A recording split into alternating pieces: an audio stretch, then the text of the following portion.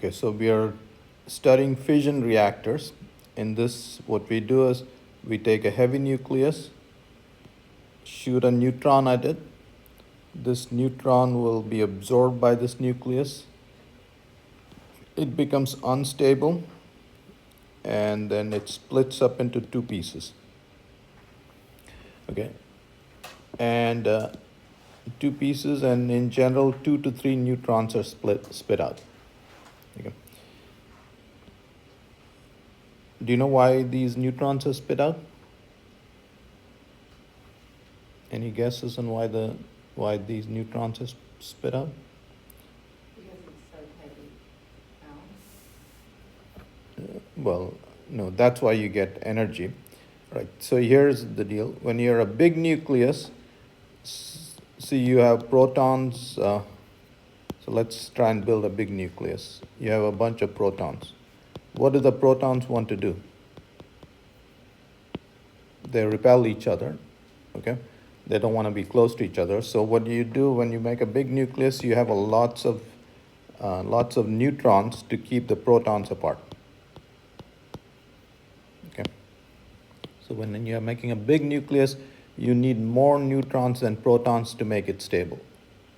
And then when this splits into smaller pieces, when you are a smaller nucleus, you don't need as many neutrons to keep the protons apart. So there's always extra neutrons, and that's why those neutrons are spit out. Okay? So when you have a smaller nucleus, the number of neutrons and protons is roughly equal. When you're a big nucleus, the number of neutrons is much more than the number of protons. For example, in U-235, the number of protons is 92. See, 92 is the atomic number. And so 143 is the number of neutrons. See, the number of neutrons is so much higher than the number of protons. Okay? All right, so that's why you split these guys out. Okay, and again, you get energy because the weight of all these guys is less than the weight of this guy, and that difference in mass is converted to energy. Okay, why do these guys weigh less? That's the answer you gave. Because these guys, the neutrons and protons here are more tightly bound, and the tighter you are bound, the less you weigh. Okay?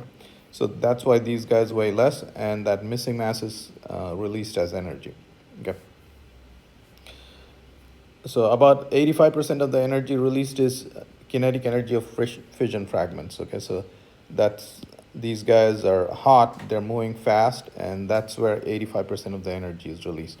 Okay, and then you use that energy, you harness that energy and convert part of that heat to electricity. Okay, so you use that heat to boil water to produce steam, which turns a turbine to produce electricity. Okay.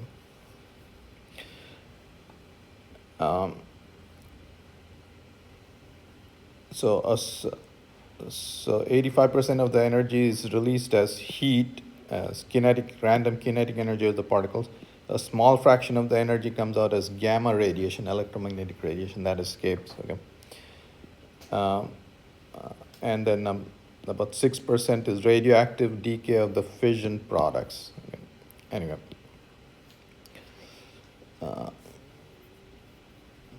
Okay, so by the way, so these fission products, because they're decaying radioactively, even when the reactor is shut down, about 1.5% of its full power of heat is still being produced because of the used fuel that is producing heat via radioactive decay. Okay. So even after 1 year, typically used fuel generates about 10 kilowatts of decay heat per ton. Okay, so you have to be aware of that. Okay, so when fission happens, okay, 99% of these neutrons,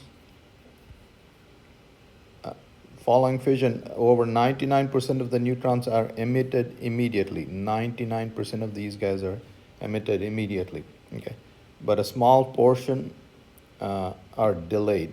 Okay, and that is crucial. Okay, 99% are emitted immediately and about 1% are delayed. Okay, 99% are emitted within, let's see, where's the time? Okay, I'll show you the time in a second. Okay, so we'll come to the time in a second. They're released within a billionth of a second. Okay, and the rest are released in about 10 seconds on the average. Okay, so the delayed neutrons come from radioactive decay of certain fission products. The longest delayed neutron group has a half-life of 56 seconds. Okay, if all these guys were released immediately within a billionth of a second, all you could make was bombs. You couldn't make nuclear reactors. So that's crucial. The delayed neutrons are crucial. Okay, that if you didn't have the delayed neutrons, you couldn't make nuclear reactors. Okay, delayed neutrons are a crucial factor enabling chain reacting systems or reactors to be controlled, to be held precisely critical. Okay.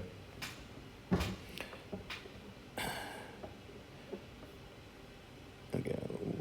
Control rods are neutron absorbing materials. We'll come to that. And these materials are typically boron or cadmium. Okay. So they're both strong neutron absorbers. All right. Why do we like nuclear reactors? Energy released in fission of a nucleus. See, when you split one uranium nucleus, you release 200 MeV of energy. When you burn one atom of carbon, you release only 4 electron volts of energy. So when you split one uranium nucleus, you're releasing 50 million times more energy than when you burn one carbon atom, which is what you do. Coal is essentially carbon.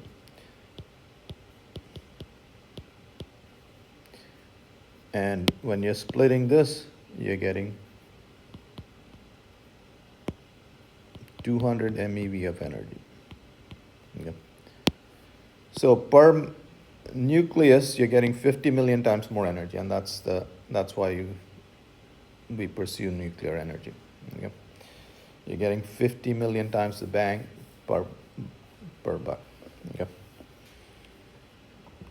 What this graph shows you is when you split this nucleus, you make these two pieces. See, one of the pieces generally is about 140 units heavy, and the atomic weight is 140 and about 90 for this. So the two pieces are like this. Here's a larger piece and here's a smaller piece. Okay. So generally those are the products. And like I said, these fragments almost always have more neutrons than required for a stable nucleus. And they either emit neutrons, and if you don't emit neutrons, what can you do to make the nucleus stable? Add more protons? Huh? Add more protons? No. You can't add more protons, but what can you do? What else can you do? So you can radioactively decay, in which a neutron gets converted to a proton, and this is a beta particle and a neutrino. Okay, so that's what happens. One of the neutrons gets converted to a proton. Okay, so that's how they can achieve stability. Okay, so they either emit neutrons or beta decay, and that's what this beta decay is, converting neutrons to proton until they're stable. Okay, so that's why these pieces can be radioactive for a long time. Okay, and so that's one of the issues. You have to, the nuclear waste has to be stored for a while. Okay. All right, so what you want is a chain reaction. Okay, so you took this nucleus, you shot a neutron at it, and it split into these two pieces, and these neutrons, extra neutrons, were emitted. And again, you released energy because these guys weighed less than these two guys. Okay, and that's why energy was released. But to keep this reaction going, What you want is exactly one of these neutrons to cause a further reaction. You want only one to cause further reaction. If less than one causes a reaction, what happens? Shuts down. This chain reaction dies. Okay. If more than one neutron causes this reaction, it's a bomb. Okay. So that is critical, making sure that exactly one neutron causes further reaction. Okay. So the goal in a nuclear reactor is to ensure that exactly one of the two to three fission neutrons causes further reaction. Now here's the deal. When these guys come out, these guys are going very fast. They have energies of 2 MeV, or they're going at 20,000 kilometers a second. That is, they'll go around the Earth 20,000 kilometers. They'll go around the Earth once in 1 second. You got to slow them down so that they go from here to Krispy Kreme in 1 second. Okay. Why do you have to slow them down? Because, see, when they come out, they're going very fast, this fast, and the relative probability of them causing a reaction is 1. If you slow them down to this much, see, then the relative probability becomes 100 times greater, 100 to 1,000 times greater for them to cause a reaction. Okay. So you have to slow down these neutrons. So the chance that they'll cause a further reaction is enhanced, is increased by a factor of 100. And whose job is that to slow down these neutrons? That material is called the moderator. Okay? The moderator's job is to slow down, and the moderator is any light nucleus. Water can do the job. Okay? So water, graphite, and stuff like that. Okay. So fission neutrons are emitted with energies around 2 MeV, so they need to be slowed down, and this is the job of the moderator. Okay. And why do you slow down? So the absorption cross-section for low energy neutrons, okay, by U-235 can be anywhere from 10 to 1,000 times higher than for fast neutrons. Okay. So the absorption cross-section, or the probability of them causing a further reaction, can be 10 to 1,000 times greater than for the fast neutrons. All right, so here are the components of a reactor. So these are the fuel rods. So here is the reactor vessel. Here are the control rods. What are the control rods? Control rods are neutron absorbers. When you want to shut down a nuclear reactor, you just drop the control rods, all the neutrons are absorbed, and no more further reaction is happening. Okay, so control rods are neutron absorbers. Here's a moderator.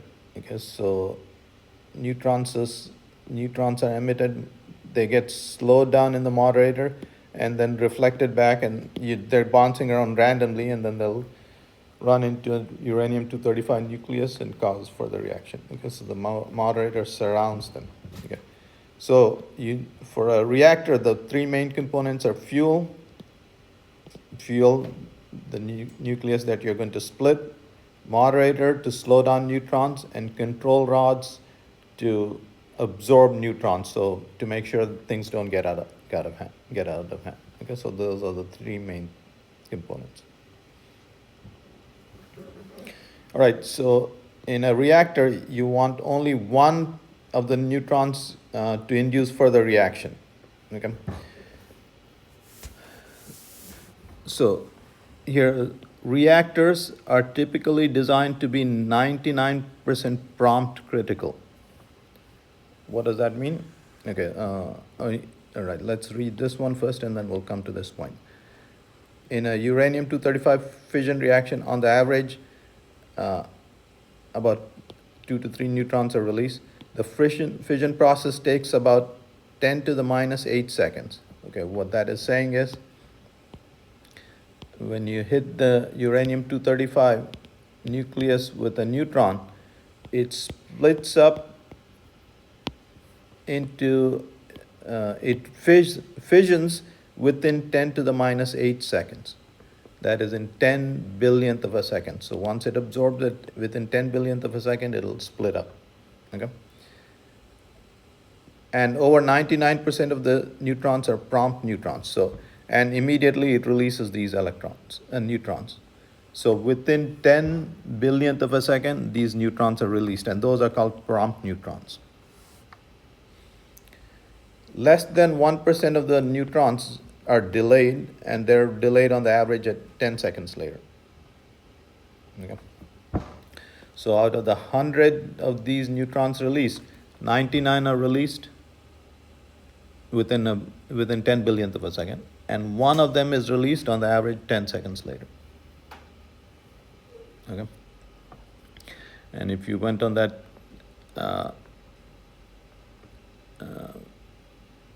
tour, so they're lifting the control rod up, so on the average, so to make more and more neutrons split nuclei, so you get to a point when there is exactly one, on the average, one neutron causing further reaction. Okay. All right. So if 100% of the fission neutrons were prompt, we could not have nuclear reactors, only nuclear bombs. Okay. So here's a critical statement. Reactors are typically designed to be about 99% prompt critical. What they're saying is, so of these guys, how many do you want to make a further reaction? One. Okay. So what this statement means is, of these neutrons that are immediately released, 0.99 are causing a reaction. Neutrons are causing a reaction. Okay.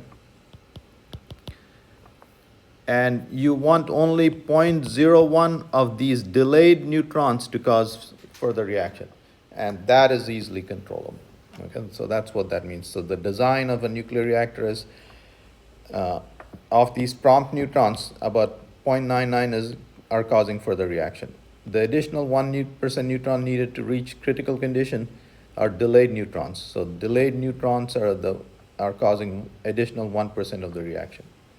And they're easily controlled, okay, with mechanisms where that can be hand moved and stuff like that, by adjusting, with methods for adjusting control rods. Okay? So that's what that guy was lifting up and down. Okay? All right, so again, here are the components: control rods, fuel assembly, moderator. Okay. So here's some properties of moderator material. What's the job of the moderator? Is to slow down neutrons from 20,000 kilometers a second. They're going around the Earth once. They're going around the Earth once in 1 second. 20,000 kilometers. They're going 20,000 kilometers a second. You want to slow them down from that to 2 kilometers per second. Okay, that's the job of the moderator. So it needs to be dense, okay, be comprised of light nuclei, and not absorb neutrons. Okay, so if you're slowing them down but absorbing them at the same time, then it's like you're cutting off the branch you're sitting on. You're not produce hazardous material. Okay, so during reactions with neutrons.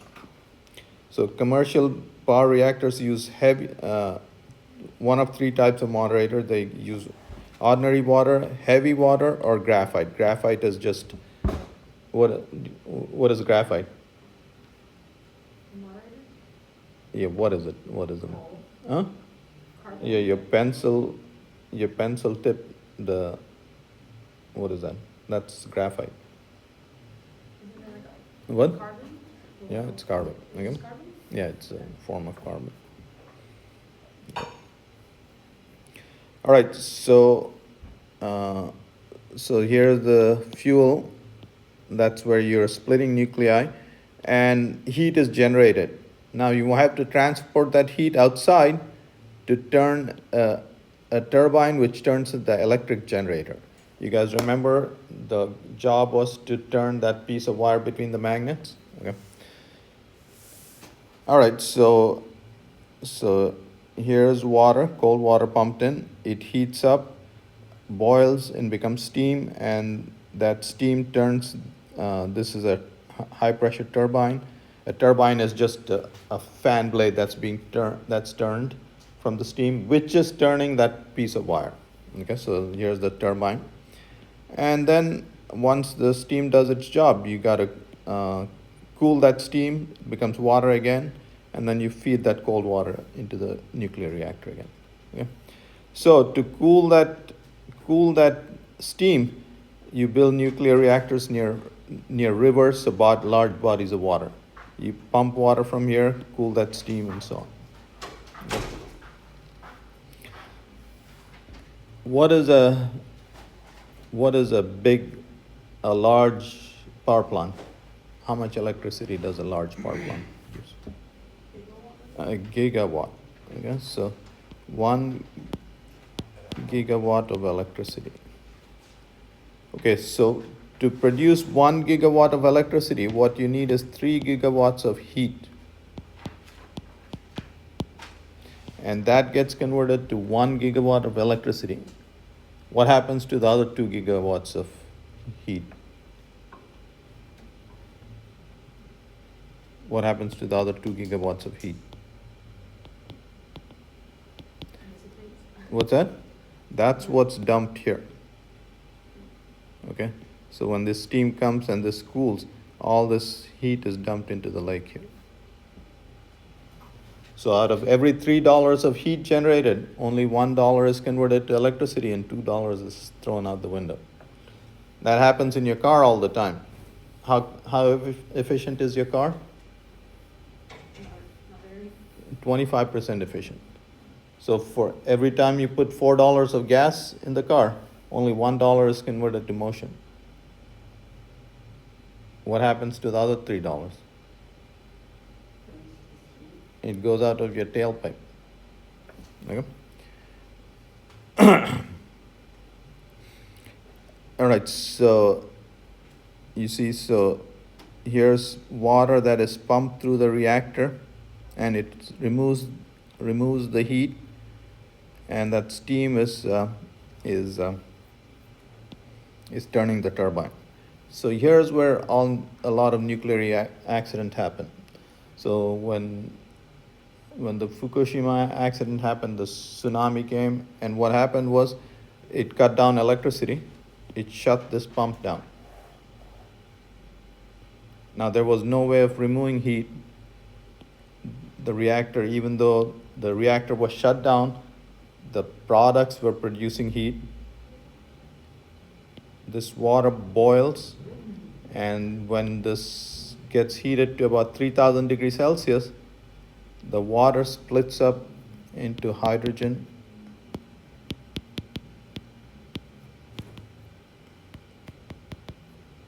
and oxygen. And hydrogen is explosive.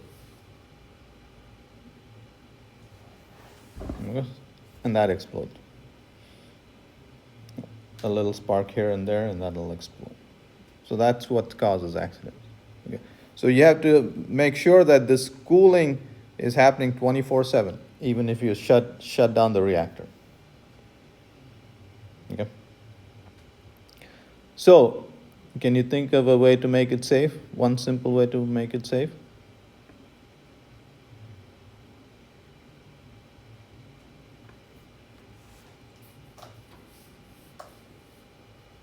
Don't use water to extract the heat. Use something else. Right? Aren't a lot of like nuclear. What's that? Aren't a lot of them like built near like big waters? Yeah. Well, so that was to dump this 2 gigawatt of heat. So that's the lake. But to extract heat from the core, don't use water. Okay? So here are nuclear reactors.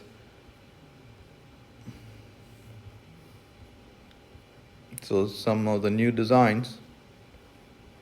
So here's a reactor that uses a gas to remove heat from the core. Okay? So something that won't explode. Here's a, Gas? huh? What type of gas are you talking about? Some kind of inert gas. Okay. Okay. Here's a reactor that uses liquid metal to extract heat. All right, so there's already these safety features. Yeah. Did you guys understand that? Yeah.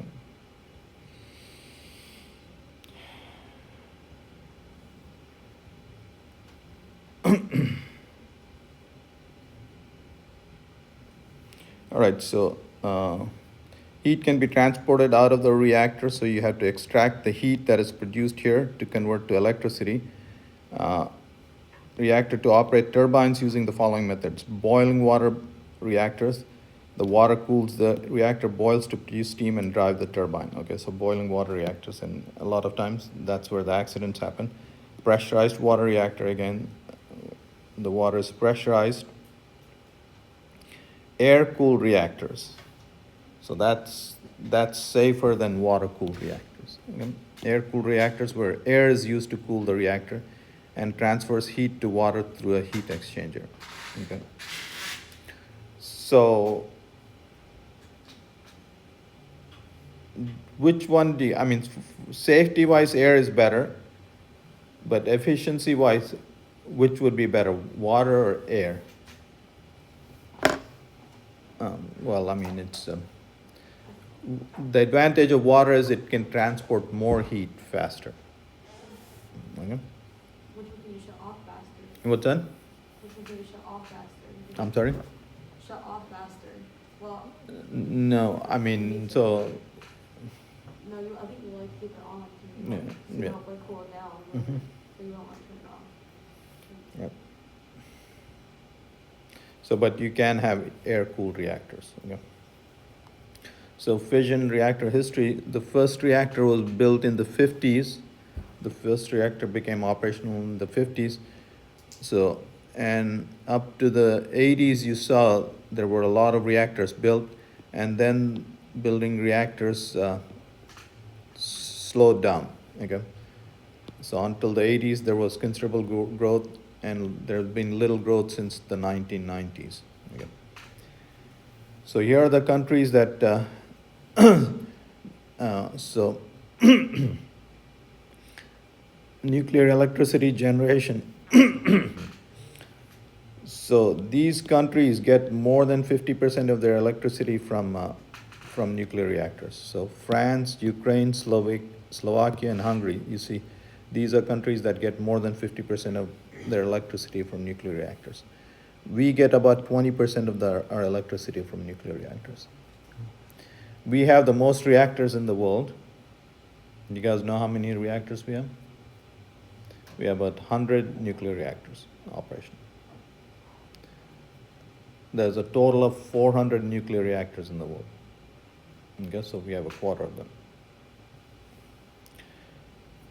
But anyway, France gets 75% of their electricity from nuclear reactors. What is a big power plant? How much electricity does a big power plant produce? Oh, A gigawatt. How much does Hoover Dam produce? 42. No, about a 1.3 gigawatts. So that's the standard for a big power plant. So what's a big power plant? Hoover Dam is a big power plant. How many are there in the world? I forget. So the U.S. has 1,000 Hoover Dams. The world has about 4,000 Hoover Dams. Okay? Look at that. Nuclear reactors in the world are about 400 Hoover Dams. So that's what that number is. Okay? So 400 Hoover Dams worth of electricity is produced by nuclear reactors in the world. So let's make sure we understand this. So now we'll look at it from finance perspective. 1 gigawatt is a big plant. To produce this, if you do solar or wind, it costs you about $3 to $5 billion, depending on where you are and stuff like that. Now, nuclear power plant, it can cost you a lot more, and just because, it's regulations and stuff like that. Now, so solar and wind are the cheapest. Okay? So if you had $3 billion sitting in the bank, that's what you would invest in, not a coal power plant and so on. All right, so you've invested this kind of money. How often do you want your money to be working? All the time. All the time. You want your money to work all the time. That's what this capacity factor tells you. If you invest in a nuclear power plant, your nuclear power plant is running 95% of the time. Yeah, solar would be the least. Hmm? Solar would be the least. Solar is working 25% of the time. Why? With the sun. Because half the time it's night, okay? And then on the average, of the half during daytime, it's not the hottest all the time. So solar is working there. What is the advantage of solar over nuclear? No waste. No waste, no fuel processing, nothing. It's just raining down money. Same thing with wind. It's just raining down free money. Okay? So those are the two great advantages. You invest in a coal power plant, in a natural gas plant, you don't know what the cost of fuel will be 10 years from now. Okay? So you have to worry about all of that. So with these two renewable energies, there's no fuel cost. Okay? That's just your initial investment. Okay? So that's capacity factor. The best capacity factor, nuclear energy has the best capacity factor. Now, here's the deal. So here's another very important aspect of this energy production. So the thing with electricity is, right now we're set up to produce as much as is being used. Okay, when batteries get cheap enough, then if you're producing excess electricity, you just store it in the battery and then use it later when you need it. Okay, so here's the usage and then time of the day. So the usage goes like that. Okay, you could be in a city or in a big city or a big area and stuff like that. So there's this constant need. So this is baseline needs. And the best for this thing is nuclear energy. Okay, so to satisfy your baseline needs, if you have a nuclear power plant, it's on all the time, okay, and it's cheap, and that's the best solution. So what do you do when you have peak needs? Right now, what we do is we turn on natural gas plants that work for a few hours, then you have to shut them down. So it's like you have a Lamborghini, you drive it 10 minutes a day, and then shut it down. Yep. So now, so these are your constant needs, but the thing with solar and wind, they run when they want to run. Okay, it can be sunny. It doesn't depend on your needs and stuff like that. So they're running at the time that's convenient for them. Okay, so that's one of the problems with the renewable sources. You can't match it to the time of the needs. How could you match it? What would make solar and wind very, very popular or You could store that energy. yeah, if batteries became cheaper, nobody would ever invest in anything else. Okay, all you're waiting for is cheap batteries. Did you guys understand that? Yep. All right, that's the capacity factor. Okay. Capacity factor measures how intensively a generating unit runs. Calculates the capacity factor by dividing the actual electrical energy produced by a unit by the maximum possible uh, energy that can have been produced if the generator operated at continuous full power all the time. Okay, so even a dam is not is operating at full power only 40% of the time. Okay, and why is that? Mm-hmm. Well, all the changing seasons. Yeah, you have lots of water in the rainy season and you don't have water in the summer season. So you need uranium in nuclear reactors. Okay, so Australia has it's got 30% of the world's uranium. Okay. Using nuclear reactors, the current approach to nuclear known sources can only last about 100 years. So we don't reprocess our fuel, and if we could, we should reprocess our fuel. France reprocesses their fuel. China will be reprocessing their fuel and stuff like that. And so that's a way to extend our nuclear reactors. But also, you will talk about this in a second. You can convert thorium into uranium-233. Okay, so even though thorium cannot be split, it can be converted to a nuclear fuel. Okay, and there's plenty of thorium. So, okay. So you can convert thorium into uranium in breeder reactors. Breeder reactors are, what are they breeding? Why do they call them breeder reactors? They're breeding fuel. It's like breeding puppies. You're breeding fuel. Okay, so again, we've had only 3 major accidents. Okay. The 3 Mile accident, Chernobyl, and Fukushima. Okay, so let me show you a risk factor graph. Okay, so here's relative risk of energy production. Okay, so this is the International Atomic Energy. Okay, so relative risk, if coal production is 100% risky, where is the most risk in coal production? Mining.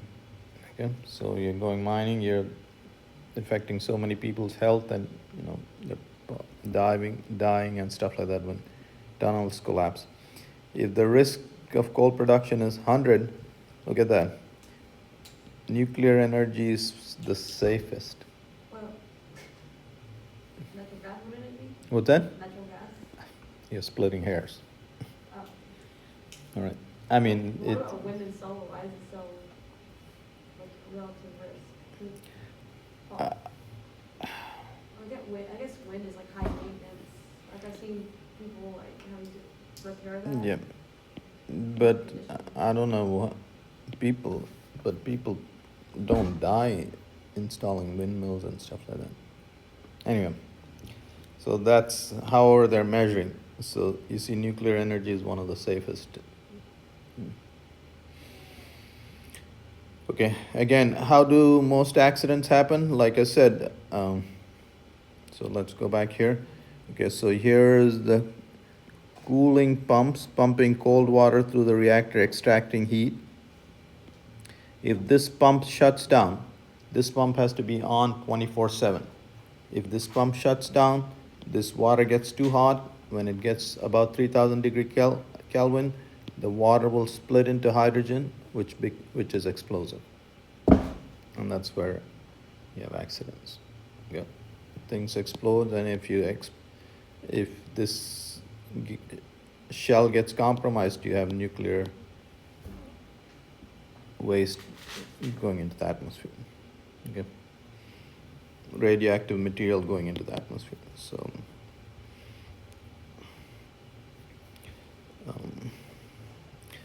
okay. So these have been the three. Okay. The axis. So the 3 Mile Island. The 3 Mile Island is near Long Island, somewhere in New York. Anyway. It occurred in 1977. Failure of cooling water pump caused the reactor to overheat. A small amount of radioactive material was released. Okay, so again, the cooling mechanism gets compromised. So Chernobyl, overheating of the reactor caused water to decompose, releasing hydrogen, which is explosive. Okay, so like I said, that's the issue. So newer designs, what do? They just not cool with water. Okay. Easy fix. Okay. A lot of reactors now use liquid sodium as a coolant. Okay. Or air. So Chernobyl accident, 31 immediate deaths, 25 additional identified deaths after all this time. Okay. So Fukushima accident, this was in Japan, happened about 15 years ago. Electrical infrastructure damaged by the tsunami caused by an offshore earthquake.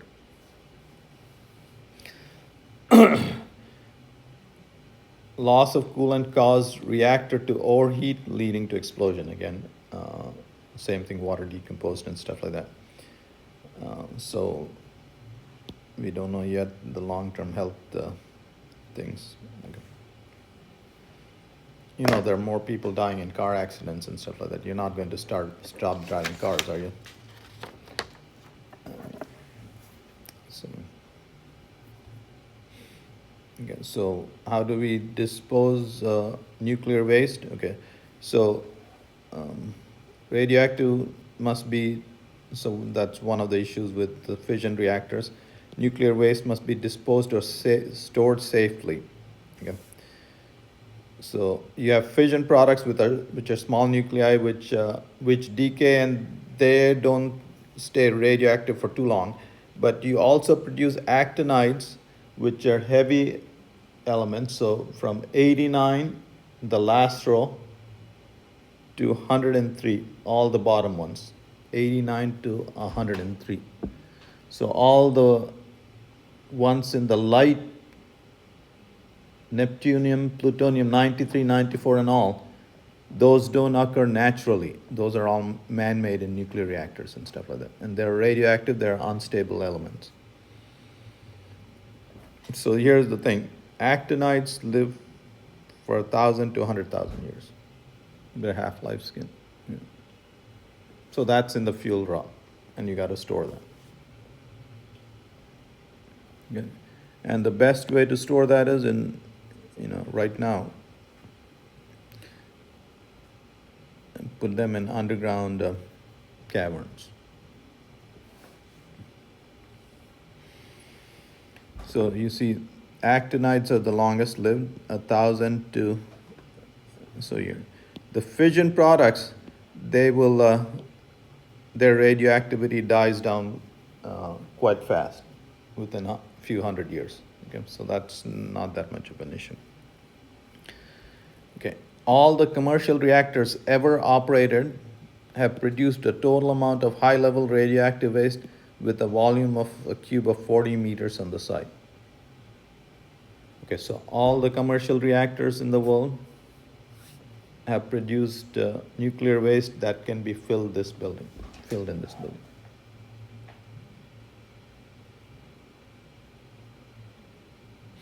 Okay, what is the advantage of nuclear energy? Not that much waste compared to others. What is the biggest? It's cleaner, but more effective. What is the main concern for your generation? It doesn't release CO2. No CO2. Okay. So It's a green source of energy. Okay. So here are some advanced reactors. So here's a gas-cooled reactor. Okay. So even if so this is called a pebble bed reactor. And even if cooling is shut down, when does cooling shut down? So if this was the design in Fukushima, if this set shut down, this wouldn't, anyway, there's no water, it's gas cooled, and this wouldn't heat up, these fuel pellets wouldn't melt, even if they're not cooled down. Okay, so, so a lot of these advanced reactor designs, even under worst case scenario, all the fuel would be contained and so on. So they're all designed to be safe. Okay. So all the new designs have attempted to deal with the safety issue. Okay, so this is a pebble bed reactor. So they're gas cooled and graphite moderated. Okay. So here's one of the pellets. Okay. So here's the graphite shell. What is graphite? Graphite is a moderator. Remember, it slows down neutrons. And inside there is the fuel. Okay, so there is uranium oxide and thorium oxide. What is thorium oxide? Thorium is a breeder element, so it will produce fuel for the future. Okay. And these are carbon layers. Okay, and so on. Okay. And see this, each of those little pellets. So this is about the size of a baseball, each of these spears, and those fuel pellets are about a millimeter, that tiny. Okay. So highly temperature resistant fuel pellets are designed to avoid overheating even in the event of total loss of coolant. Yep. Even if you have total loss of coolant, you won't have a disaster, or you won't have any issues. Fast breeder reactors, what do you think these guys are? They breed fuel. They use material that are not fissile, but they produce fissile material. Okay. So for instance, uranium-238 cannot be used as fuel, but you hit it with neutron, you make uranium-239, and this uranium-239 eventually becomes, via a couple of steps of decay, becomes plutonium-239, and this can be used as in a reactor. Yep. And this is also used in a bomb. Again, so uranium cannot be used to produce energy because thermal neutron reactors only extract energy from U-235, not U-238, which is 99% of uranium. So if we can convert this to fissile material, then we'll have plenty of fuel for nuclear reactors far into the future.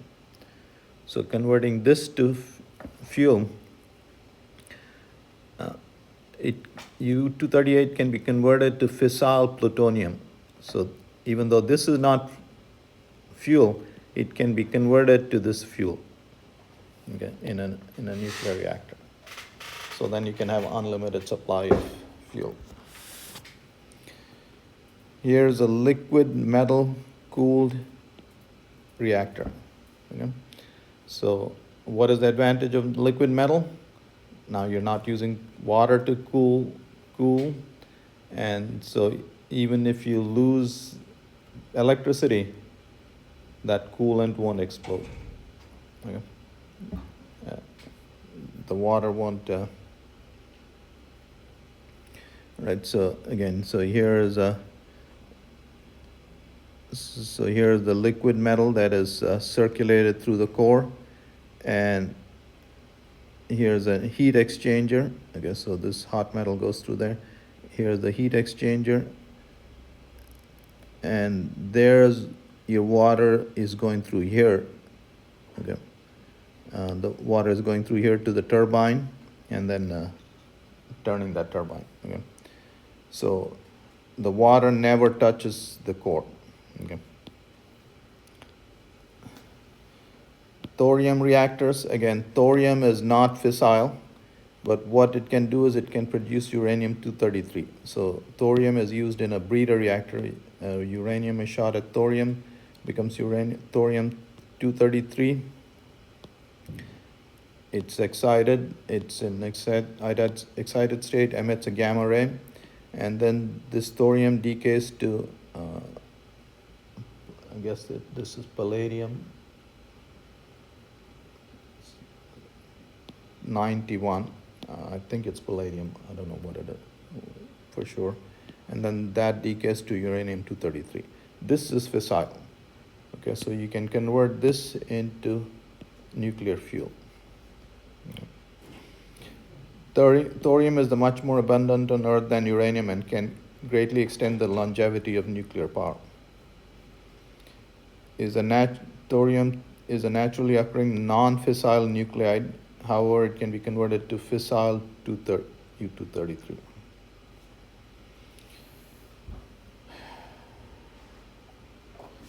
Okay, so the fission of heavy nuclei can provide useful energy. Uranium-235 is what's currently being used.